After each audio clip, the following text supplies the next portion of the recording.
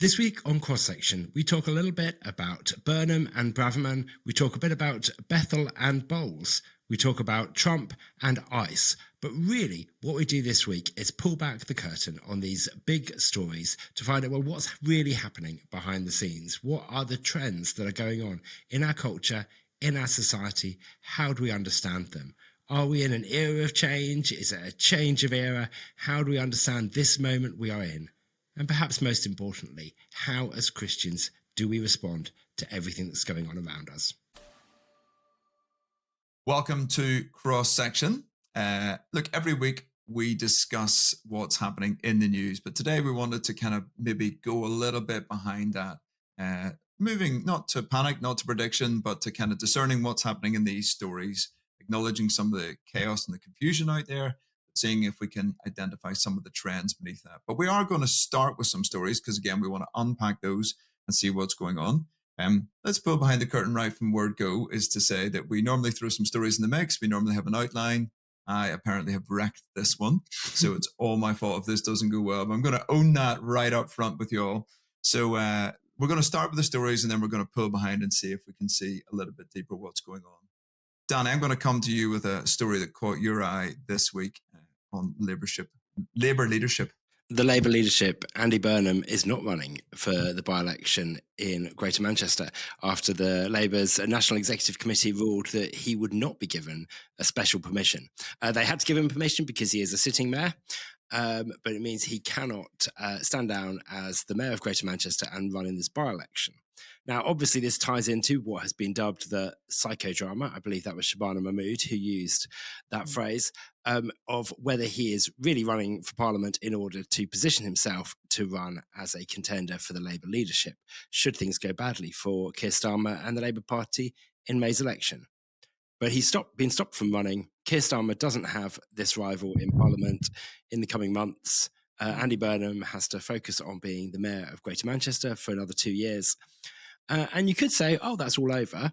He's nipped that potential challenge in the bud. But there are a lot of angry people on the Labour benches over that decision. Danny, one, do we care? And two, you mentioned the May elections. Tell us more in a moment. I care. I'm a political geek. It's interesting. Andy Burnham made a slightly weird attempt to posture for future leadership at the Labour conference last autumn. He clearly thinks he can offer something. He clearly is hearing some of the noise and some of the speculation. And actually, if someone was to challenge Keir Starmer for the leadership of the party and to be Prime Minister, that matters. That is important. It will affect what happens in our country. It's a little bit disconnected from our day-to-day work. One of the things I've been reflecting on recently is just how much political noise there are. We can get to some more reform defections in a moment if we want.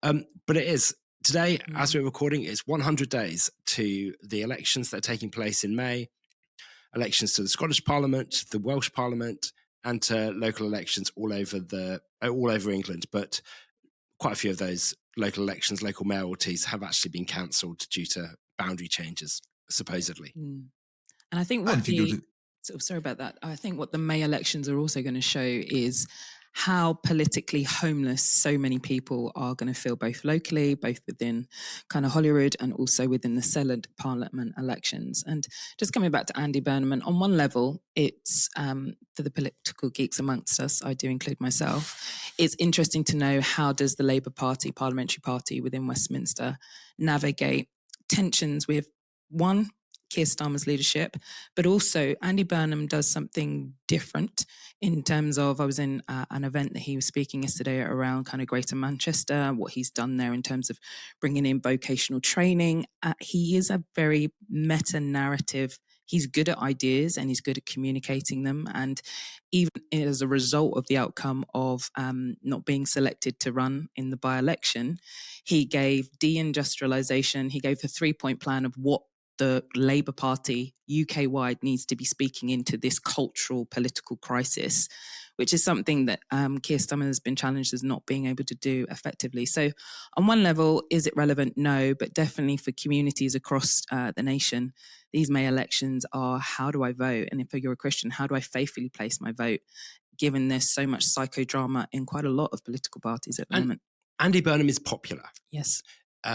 he won, I think, in every constituency in Manchester. There are challenges whether he'd win the by-election. He probably would, even with the Greens and Reform challenging. But he, as you say, he has some sort of coherent ideology. I think it was Trevor Phillips in the Times refers to it as Manchesterism. But he also has practical executive experience. Yeah. He is someone with a power base. He has demonstrated that he can do some things and keep people with him. And that counts for quite a lot in politics, because it's not just noise, it's not just words. He has actually exercised authority, which is why I think quite a lot of people have looked to him and thought, oh, maybe he could be the person who could get something done in Westminster. I wonder, is Wes Streeting the winner here, because Burnham's kept out and he remains in the number 2 seat? But anyway, we could conjecture all day long, and the whole thing is we're not getting bogged down in the stories of the week. We're looking at them. So another one that caught our eyes was around a banned or a moved march. Alicia, what's that one about? So yes, within the kind of Tower Hamlets, which is in East London for those that live outside London, there was a Walk with Jesus march being organised by UKIP leader predominantly in an effort to kind of do a demonstration, a march, a witness with worship on the streets, for which the kind of police, as they rightly do with all protests and all marches and public kind of demonstrations, view, is this likely to cause a serious disorder or lead to violent conduct, for which they judged that this march should not take place in Whitechapel, Tower Hamlets. Now, for those that are living in different parts of the country, Tower Hamlets is a predominantly highly populated Muslim community. UKIP leader and kind of protest organisers have been very forthright in their kind of rhetoric around Islam as a faith and its dominance and prominence within kind of UK culture and within its politics.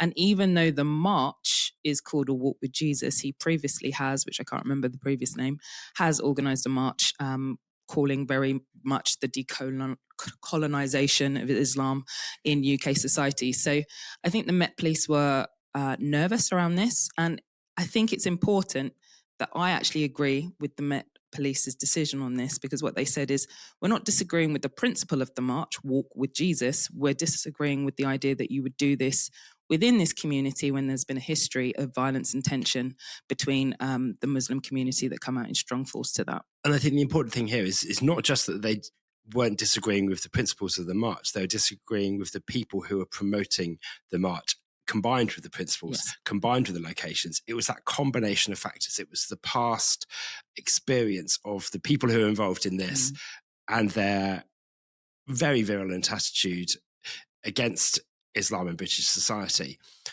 and the threat that that could pose to communities. Now, it's been said is this just giving Islam a veto on Christian witness? I don't think it is.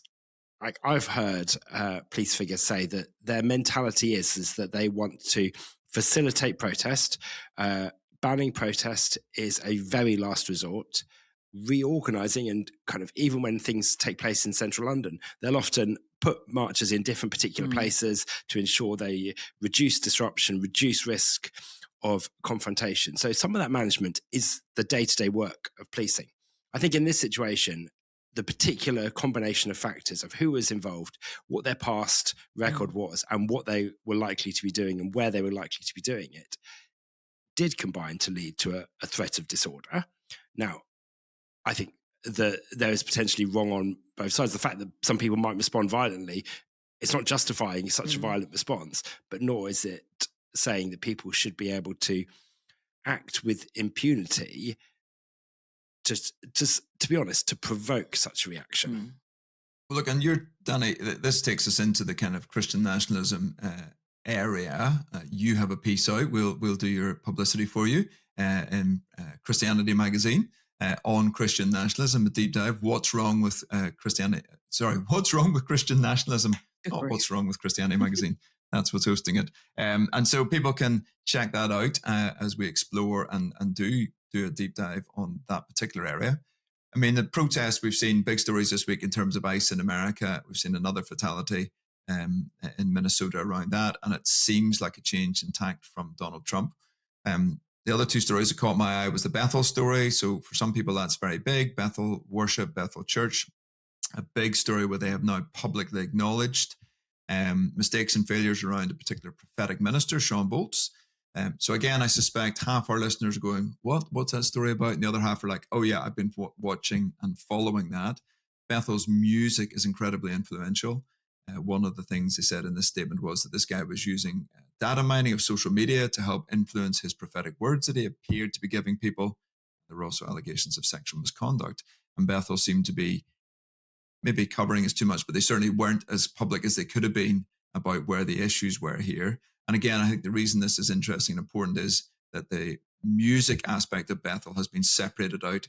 And it was made clear that Brian and Jen, who kind of run that, didn't know about this story. And this, again, goes to the kind of business nature of churches these days, how influential music is and the ways in which it spreads stories and has an impact on this. And I guess for me, look, our time, we've touched on a number of different stories, and there are a lot of things we could be talking about, but we said we wanted to pull back the curtain. There are all these stories, and in some ways they create a lot of noise. So what is going on behind? Is there anything we can discern beneath that? A couple of things we've listened to around that. Mark Sayers' Mega Trends of 2026 podcast. We're big fans of Mark. Paul and Sarah Williams, who again are kind of friends of ours in various things that we do within Evangelical Alliance. Paul leads Bible Society. Sarah's a historian and really interesting about leading in threshold moments and some of what's going on.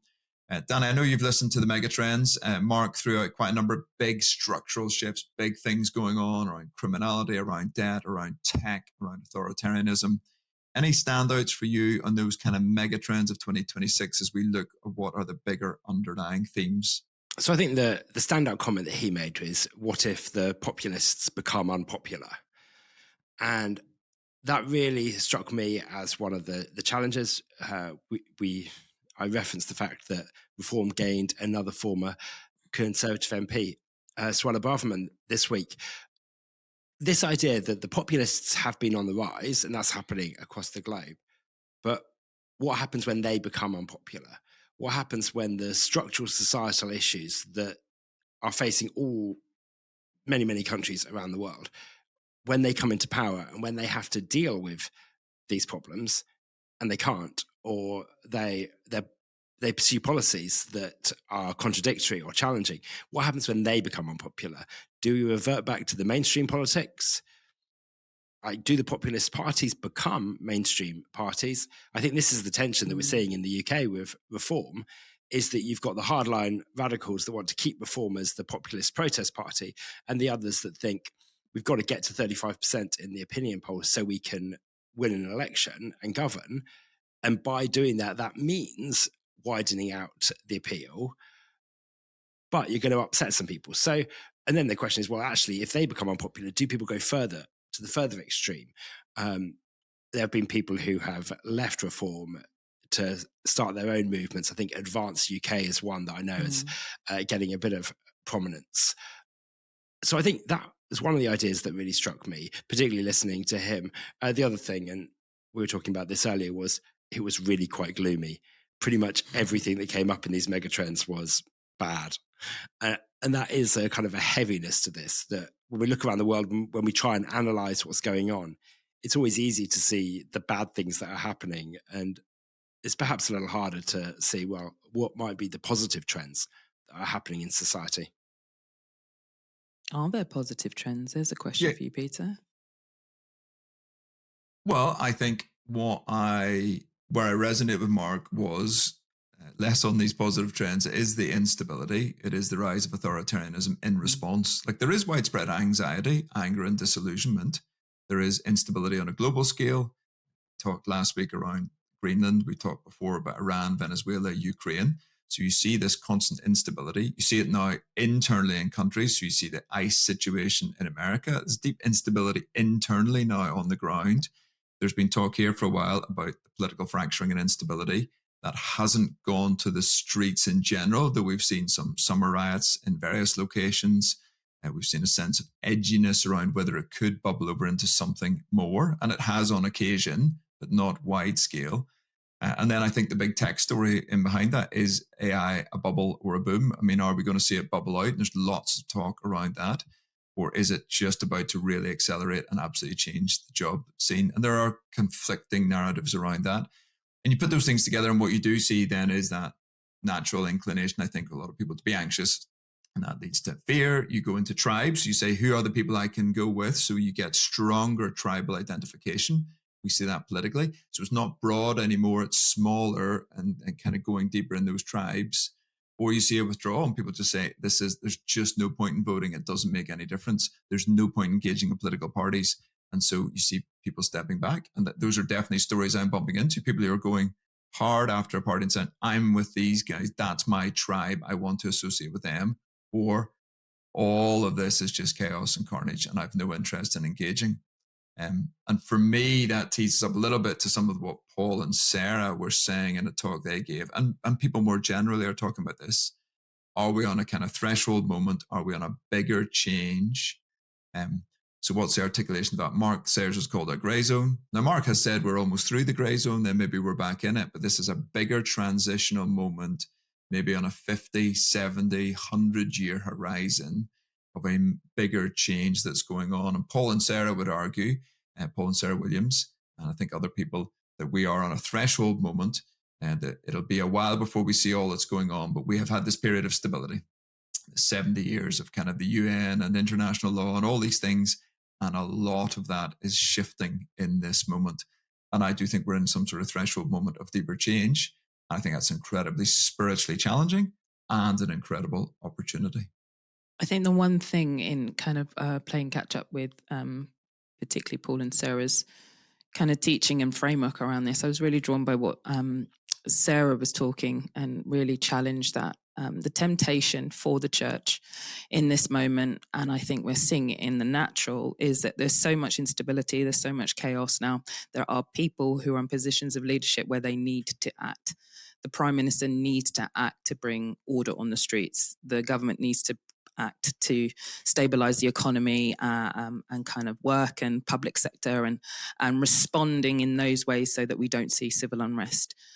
But there's also a temptation amongst, and I see this in myself, of being an activist is because there's so much chaos, I need to do more in order to engage with the chaos of the world, either speak more, write more. And she was challenging the church of actually, we could potentially do more harm with that quick urgency around activism, and that we need kind of I forgot the phrase, it's a holy, and I'm annoyed that I can't remember it off the top of my mind, of the practices of prayer and consecration seem in the natural redundant, but we're actually going to discern more healthily how do we respond politically, economically, social action, reform, how the church actually, I asked you a question, what are the hope?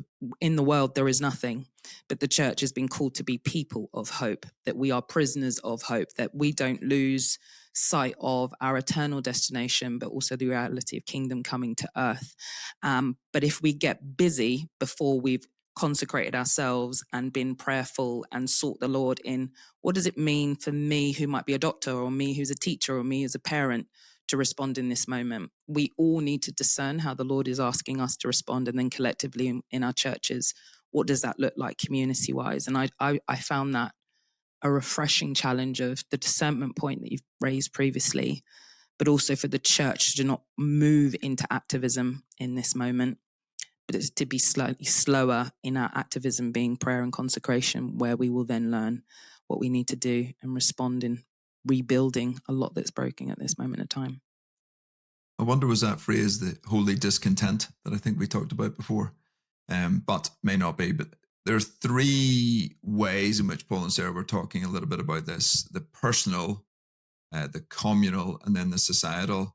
And one of their challenges, I think, was that we as Christians are very focused on personal faith, and that's understandable. But if it's only that, we can miss the wider kind of change. So we're saying, well, how am I hopeful on a personal level? I have my personal faith in Jesus, and that brings hope. But the challenge, I think, is how do we do that in these more transitional moments, in these molten moments, as they call them, at a more communal and at a more societal level? Because there is an absolute dearth of hope. And if I had a criticism of Mark's megatrends of 2026, Mark Sayers, it was really good on the analysis, and at the very end, it just felt like, and the answer is to be hopeful. And I'm like, yes, to be a non-anxious presence, to use Mark's phrase. I was like, yes, but it was like, it felt like a 30-second ending, just like, and that's the solution. I was like, I think we need to dig a little deeper as to what it looks like to be holy discontentment, to bring the prophetic into these spaces, to do a little bit of digging deeper to see what's going on, and then to articulate what does it look like in community to be hopeful? What does it look like at a wider societal level to be hopeful? Danny, you were coming in. Yeah. So I'm going to try and get somewhere productive in my stream of thought, which might be a challenge, and I might just peter out halfway through. Like, if you look back through history, trying to define eras and changes of eras, and I think one of the phrases that I think Paul Williams uses, or he quotes someone, talks about, is it a era of change or a change of era? I'm like, well, that's a neat phrase, but I don't actually think it means very much at all. Is actually what are we trying to define, and what scope are we looking at? If you look at massive societal changes, the Industrial Revolution, the printing press, these did happen over 50 or 100 years. They weren't overnight moments. But then if you look in history, you can sometimes see distinct eras as having particular characteristics that are defined by a set of factors. So the Cold War era, 1945 to 1990, is easy to understand in historical terms. People will debate, is it a Cold War, a long peace? What were the major factors around it? But we can chunk that off and say that is an era. And then since 1990, actually, I think people have struggled a bit. 9/11, 2001 was a marked change. And then since then, I think people have been trying to define, well, what is the era we are in? What are the features we're in? In a UK context, we would look back over the past 10 years, since 2015, 2016, and see 10 years of significant political instability and chaos. Brexit votes, multiple different prime ministers, the COVID pandemic in the middle of that, change of government, now an unpopular new government, lots of change. So it's easy to look back and see all the things that are shifting, but trying to define it and see what's going on can be a really challenging and hard thing. And then trying to articulate, well, what are the characteristics of this current era that makes it different to the characteristics of a previous era? I think that's quite hard, because a lot of those things you really do only see in a really significant amount of hindsight, 50 years hence. When we look back and say, actually, well, things were different then and things did change, and these are some of the factors that we can see. I think too much in-time live analysis can be quite hard, because otherwise you do end up with the Mark Sayers fairly gloomy portrayal. Think of the Industrial Revolution. People were petrified about the jobs that it was costing, the mechanization of labor. People were losing jobs, yet it led to huge productivity and profitability and income and economic growth. You could say the same about AI at the moment. It is going to cost jobs, but is it going to lead to a productivity and economic boom? Who knows? I think there's a lot of uncertainty about that. Some of that we will only know. And this kind of brings me to what you were saying, Alicia, about what's our posture in relation to all of this. Some of us will want to get wrapped up in understanding and defining the specific contours of the moments we're in. Some of us will want to just get on with what's on the ground. And I think often as Christians, our response is personal, but it's also communal, quite instinctively. We think locally, we think community, we think our neighborhood and our church. I think we find it harder to then pull that wider into the society and the nation and the politics and the systems. So I think actually trying to work out how we apply more widely is challenging, because sometimes we just do what's in front of us, our families, our jobs, our neighborhood. We can't tell what's happening in the world. But I think both that almost reset, that reflection, that thinking about what's going on is absolutely crucial. And I think this is kind of where I wanted to get to, that you don't ignore all the noise, you don't ignore all the stuff that's going on, but actually our posture is one of discernment and one of listening and one of willingness to engage, but not jumping forward into that engagement just so that we are doing something, because the thought is that something's better than nothing. The phrase wasn't holy discontent, it was holy urgency. And her whole great analogy in teaching, I don't know if you saw the Honduras Bridge built across water. A storm comes and completely moves the river to where the bridge is not built. And she was using this illustration of everything ministry-wise that we have done in the past in articulating the gospel, in discipleship, all of that was for a season. And the time we're now in requires us actually learning, discerning, how do we speak to actually some of the stuff where we're weakest. It's going to require the church to not just think local, to speak into the national crisis, to speak into the political dysfunction, to speak into the economic crisis. Because if the church and the wisdom of Scripture is not in those places, what we will find is, as everything descends in chaos, it will be self-defined by people that will use a version of Christ to achieve their economic end or their political ambition or their technological revolution, or it would be completely bankrupt from it. And we have to live in amongst that. So I think the next 5, 10, 20 years, however long I'm on my life, I think that is, I feel quite strongly that there is a greater articulation of what does it mean to speak kingdom wisdom to the nations. And that's a challenge. For all the reasons that Danny said, we think local, we think personal, we can articulate the scriptures for ourselves and our community, but to articulate coherently as the body of Christ to politics and institutions and a global, I think that's what's needing, because the meaning crisis is such that there's a void and a vacuum. Yeah, so I think that's really helpful about the meaning crisis. I think things that they and others have pointed out is we've got a real rise in individual autonomy and freedom. So we are the arbiter. We write our own scripts. We make our own decisions. That's what our culture tells us. You do you. But we also have this centralization of power and a rise of kind of authoritarianism, everything centralizing into government. You see it post-COVID in lots of different ways. You see that kind of heavy power. What has been lost, many would say, and this goes back to Robert Novak, I think in America 20, 30 years ago, was the mediating institutions. Funny phrase, but he just means like family, church, clubs, societies. What sits in the middle and helps kind of bridge between the individual and the state. And actually the church and the family and the extended family are incredibly rich forms of that have been squeezed and pushed around. So I think that's, for me, a really hopeful place for us to be engaging. Is the church is a brilliant mediating institution. It brings together people from lots of different backgrounds, gathers us together in person, and family and extended families. So moving beyond the frame, often as Christians are obsessed with sexuality and abortion, some of these issues. I am passionate about them, but in the context of a wider understanding of what the family and extended family look like. And I think that's really healthy and helpful. What's unhelpful, one of the things to point out, is like a nostalgic retreat. So we just go back to like, oh, there's a rise in Christianity and cultural Christianity. And even Richard Dawkins says he's a cultural Christian.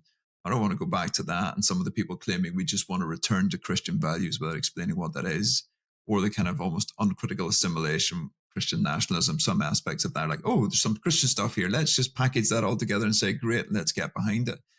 Those things aren't going to work. And I absolutely am with Sarah. The bridge that we built for many years worked really, really well. And we're going to have to reimagine large parts of it. That scares some people and it excites some other people who are like, great, the more apostolic, the more entrepreneurial, those who get excited about new things. Because again, I think she's right to a degree that an era has come to an end. Those things were brilliant. The youth and the parachurch and some of the ways we did stuff. But that has not been the history over the whole of the church. That has been a particular period. We're going to have to reimagine what some of that looks like. But the missional opportunities in this moment, the openness is fantastic. But what people say is Christianity today, as we know, some of the people we've discussed, is an incredible range of ideas, some of which are brilliant, some of which are super challenging to us as we try and respond. Danny, you're looking at again.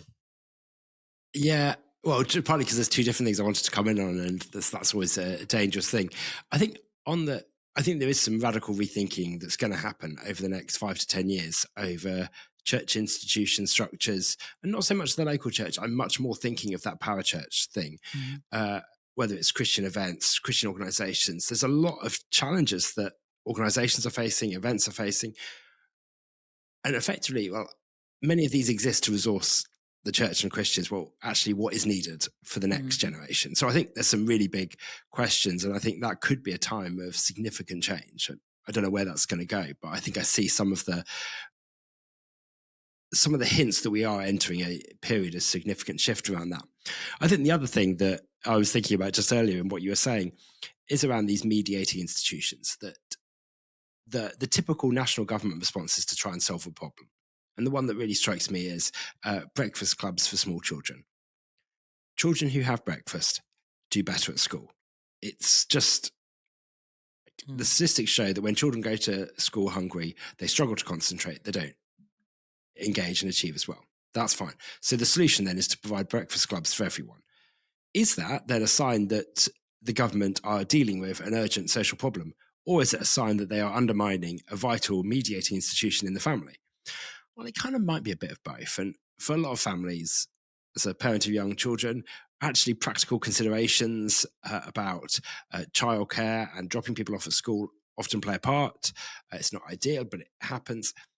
And I think there's a tendency sometimes for Christians to overreact to what's happening, to see something as either that's brilliant, that's the government solving problem, or to say, oh, that's the evil, pernicious government undermining the family. And I think we do need to work out how policies can actually strengthen family life, but also not attribute blame to government in an over-the-top sort of way. I do actually think how to strengthen family life is a problem in government. I don't think anyone is giving it anywhere near enough attention. But it's not straightforward because it isn't direct action. The government can't just slap a policy on the table and say, this is going to strengthen family life. It's going to be a much longer haul for that. And I think we kind of mentioned some of the noise earlier. I think this is the thing that's really struck me recently, is there is so much political noise. It's so noisy. But for us at the Evangelical Alliance, when we're working on policy, when we're seeking to represent evangelicals and provide a voice, what are the things that we need to be engaging on? What are the things that we need to be speaking into? Now, I could talk all day long about political analysis and Labour Party shenanigans and reform and the Conservatives. And it is interesting. And there's something that we want to do that helps people to understand that. But how can we also quieten that noise and work out where we are focused and what we are saying so that we can have an impact and we can have opportunities to influence what's going on in our nation? Well, I think as we come in to land, Alicia, I'm going to give you a chance before I wrap things up here. To come on Danny's point, or just I think the word focus is what we focus on matters. If we continue to focus on the noise, the stories, the chaos, I often tell my mum, she knows a lot about US politics because she literally does 8-hour cycles across the news channels. And I'm like, your gaze is focused on problems. What is required of you in retirement to respond faithfully to this moment? I think for all of us, that scripture, the command, the instruction is to focus on Jesus. And it sounds so simple, but it's incredibly difficult because our gaze on him gives clarity of how we are to respond locally, nationally, and internationally. And I think that is the message for the church, that our focus on Jesus needs to be unadulterated focus on him, and to sift out things that are obstacles and barriers and white noise in that pursuit. So I think as we try and take some of those stories that we led with, when I see the ICE story, I'm thinking of tribalism and how people do that. I'm thinking about an authoritarian regime clamping down. Also, it and a number of stories take me to the tech stories we talked about, the kind of fake news. I have seen multiple videos of things in America which are contradictory to each other. So clearly some of them have been faked and people are pointing that out. So it's really hard to see what happened. The march in the UK makes me think of the plurality, religious pluralism we have. We're seeing a rise in a number of religions. There's a clashing going on here. How do we hold to religious freedom while navigating some of that? And the Bethel leadership crisis just reminds me of some of the pushback against those in leadership in this moment and the desire for something more.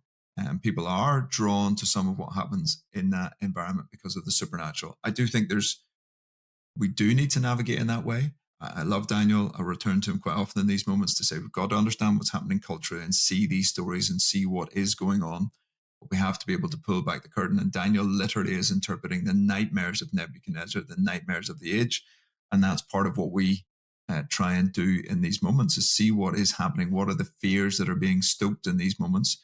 Try and identify them and call them out. And as a church globally, we're responding to those. And it is a fascinating moment where more and more people are interested in religion and in particular in Christianity, but the forms of that being presented are more diverse than ever.